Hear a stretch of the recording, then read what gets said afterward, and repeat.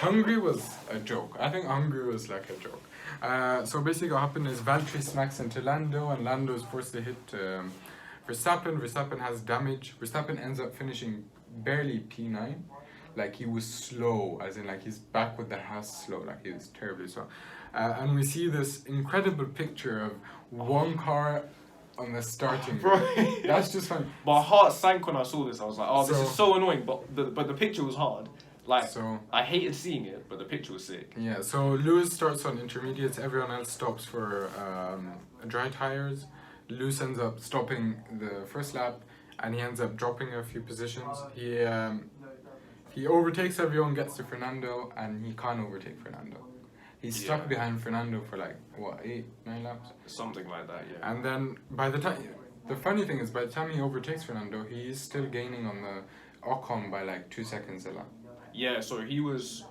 Where did he finish in? If you get the result of where He finished, so it was Ocon, Sebastian, Carlos, and then Lewis. He does manage to pass Carlos. Does he? Yeah. Oh yeah, he does. But Yeah, he doesn't was pass right behind him. he doesn't he would have gotten to pass Sebastian and Ocon, but he Yeah, ran so- out of time because of Fernando. If he had Fernando in 2 laps or something, But- he definitely had more than enough time to get the But other 2. this is the incredible point where you're like, Fernando's defense was amazing.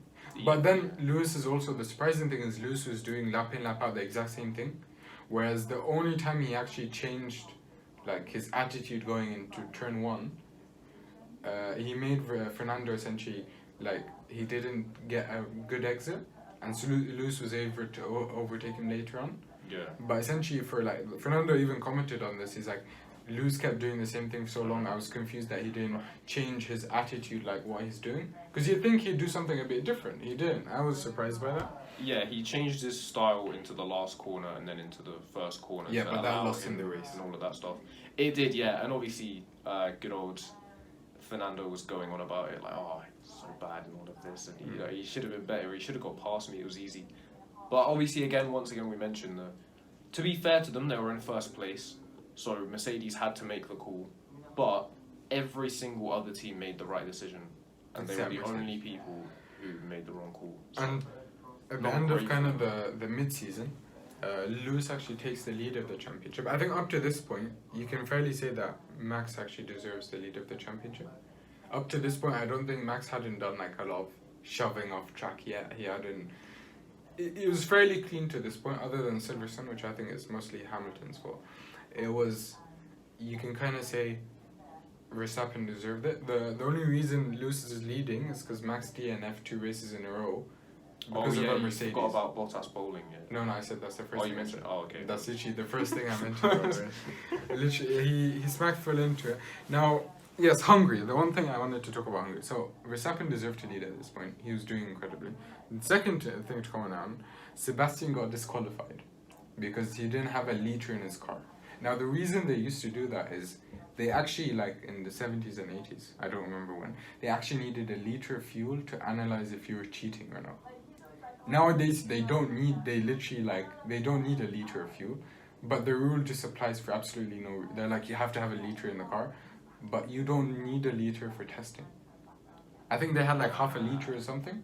Yeah, they had But a certain amount, yeah, but it so- wasn't enough. So what happened, the issue was, they can prove through their telemetry data and all of everything like that, that they actually did not use that last liter. It was in the engine, but they couldn't get it out.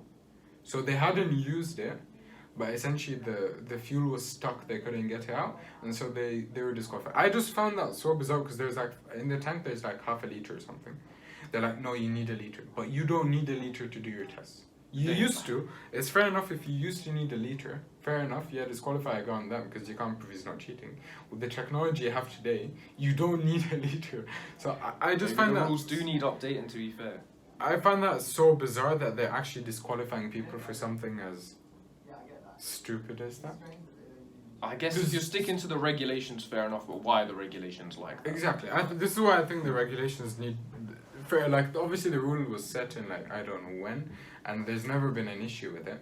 But, like, you need to, like, stop every few years, look at the regulations, be like, do we need a liter of fuel? No, yeah. we only need half a liter. Okay, you only need half a liter of fuel in the car.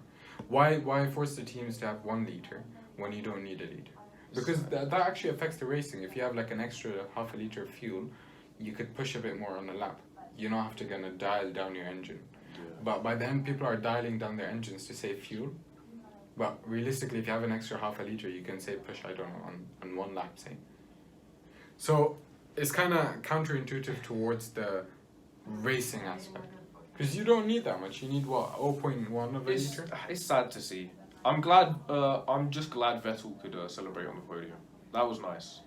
But obviously, it was taken away from him afterwards. But you could actually say as well that's a more points gifted for Lewis.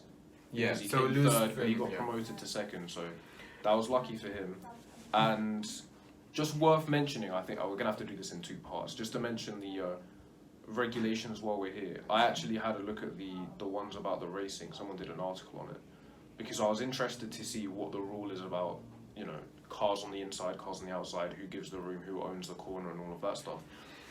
The rules are pretty much just exactly what you've heard. So you're not allowed to move twice, weaving and stuff in front of the car on the straights. You're not allowed to move late to like block someone, which was the Verstappen move. Like, I think that was introduced in like 2016, 17 or something. Like, if you move really late, just before you're about to brake. He kept doing that, yeah. So he'd move somewhere, he'd defend the inside. The other guy would get ready to either move further to the inside or to the outside. He'd wait until they made their decision and then block them. And then the other guy would have to brake and all of this. It caused a lot of arguments. That was removed, so that's now a rule against that. If you're in the braking zone, so think Monza 2019, Lewis and what's his name, Charles, you have to leave a car's width. If the car's significantly alongside, I think it's front wing to rear tyre or whatever it is, you have to leave at least a car's width. There's also, I'm going to have to link these as well. I don't know if I can find it. Vettel and Alonso in 2010 and 2012 or something. Oh, and they went Curva Grande in Italy. Oh, no. It's turn 3. They go side by side, and it's just really interesting. I'll link it. I'll try and link it. There is, like, if you go back to, I think it's 2012, when I think it's Sebastian overtakes Fernando at Silverstone. Same corner as Lewis, Cobb's corner. And the overtakes, because Fernando gives a bit more space, the overtakes way cleaner.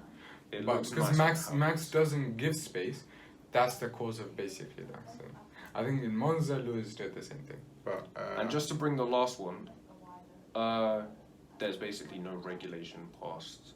Like on the exit of the corner, I don't think there's. I'd have to refresh my mind on the article. I think but even there's basically no talk about the exit. I think even Nico came out and said that the regulations need to be changed. Like, they need to look at the regulations and kind of they need to update the regulations.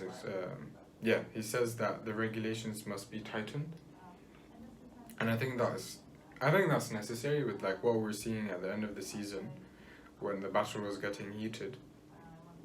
Yeah, I think all of it needs to change. Not necessarily change, I'm on board with that now. but I think it needs to be clarified. I think the idea of you have to leave a car's width going in, the idea that you're ahead so you do whatever you want, I think that makes no sense. Yeah. I think you have to give a car's width, but yeah, I think the regulations need to be clarified. Yeah, it's like they're purposefully vague to allow for all sorts of situations, because racing, you can't mediate everything, but at the same time, I don't know if people. But overtaking is such an easy thing, because overtaking, like, I get like the say red flag, you can change the tires and stuff, because it doesn't happen as much, so you can't govern stuff like this. But with the overtaking, you get how many overtakes throughout the year? Like 50 a race or something. A funny thing is, in Bahrain, Sebastian crashed into the back of someone. I don't remember who.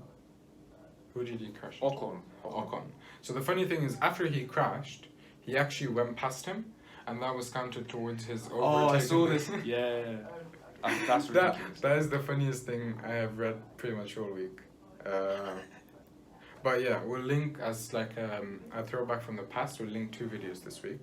The Sebastian overtaking Fernando into Cops, and Martin Brundle just roasting Christian. Yes. Yes. I think we'll end it here. Yeah, we'll have to do a part 2 for the second half of the season. So that brings us up to the winter break. and then Wheeler. The summer break. Uh, That's Yeah. exactly what me saying instead of dirty side of the grid. that brings Drive us to the Survive. summer break, and then I'll take it to the winter break with everything between Spa and Abu Dhabi. Anyways, thank you guys for tuning in, and we'll see you next week.